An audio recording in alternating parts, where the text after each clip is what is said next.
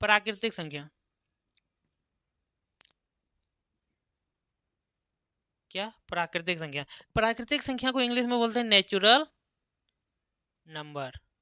यानी कि इसको किससे सूचित करते हैं? Natural number. यानी कि डायरेक्ट एन से लिखते हैं यहाँ पर, ये नेचुरल नंबर को, नेचुरल नंबर यानी कि प्राकृतिक संख्या। तो ये जो चालू होता है मेरा, एक से चालू होता है, एक से दो तीन इस तरह करके, इसका कहाँ तक अंत है उसका कोई पता नहीं, और जिसका कोई पता नहीं रहता है उसका ये पता रहता है, इन्फिनिट। क्या? इन्फिनिट। यानी कि जब ये सिंबल दे दें तो इसका कहाँ तक ही जाएगा इसका कोई मालूम, कुछ पता ही नहीं है। ठीक है, तो कहाँ से हम लोग चालू कर रहे हैं? एक से। तो हम लोग कोई भी वस्तु को जब गिनते हैं तो कहाँ नंबर को, नेचुरल नंबर यानी कि प्राकृतिक संख्या। तो ये जो चालू होता है मेरा, एक से चालू होता है, एक से दो तीन इस तरह करके, इसका कहाँ तक अंत है उसका कोई पता नहीं, और जिसका कोई पता नहीं रहता है उसका ये पता रहता है, इन्फिनिट। क्या? इन्फिनिट। यानी कि जब ये सिंबल दे दें तो इसका कहाँ तक ही जाएगा इसका कोई मालूम, कुछ पता ही नहीं है। ठीक है, तो कहाँ से हम लोग चालू कर रहे हैं? एक से। तो हम लोग कोई भी वस्तु को जब गिनते हैं तो कहाँ से चालू करते हैं? एक से। तो हम लोग कह सकते हैं कि गिनती वाली संख्या को क्या कहेंगे?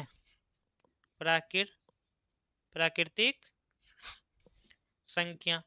अब जे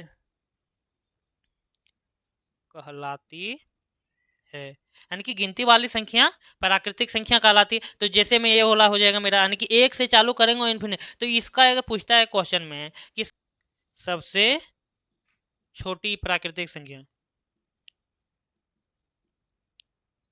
क्या हो जाएगा मेरा? एक हो जाएगा, क्या कि यही सबसे पहले आ रहा है, जो सबसे पहले आता है वही सबसे छोटा हो जाता है। ठीक है, ये एक हो जाएगा। और सबसे बड़ी प्राकृतिक संख्या, तो सबसे बड़ा संख्या हम कोई भी नहीं ले सकते हैं, तो इसमें क्या हो जाएगा? इन्फिनिट हो जाएगा। तो इसमें और कंडीशन, कंडीशन क्या है? अगर पूछ देगा कि एक अंक की सबसे बड़ी प्राकृतिक संख्या, सबसे बड़ी प्राकृतिक संख्या कौन सी? एक अंक का, तो इसमें मेरा 9 हो जाएगा। ठीक है, इस तरह जितना भी पूछेगा, बड़ा पूछेगा तो उसमें अगर 2 अंक का पूछेगा एक और 9, 3 अंक का पूछेगा तो एक और 9, इस तरह करके बढ़ा सकते हैं। ठीक है, और अगर 2 अंक की सबसे छोटी संख्या की बात करेंगे तो कितना हो जाएगा? 10 हो जाएगा। ठीक है,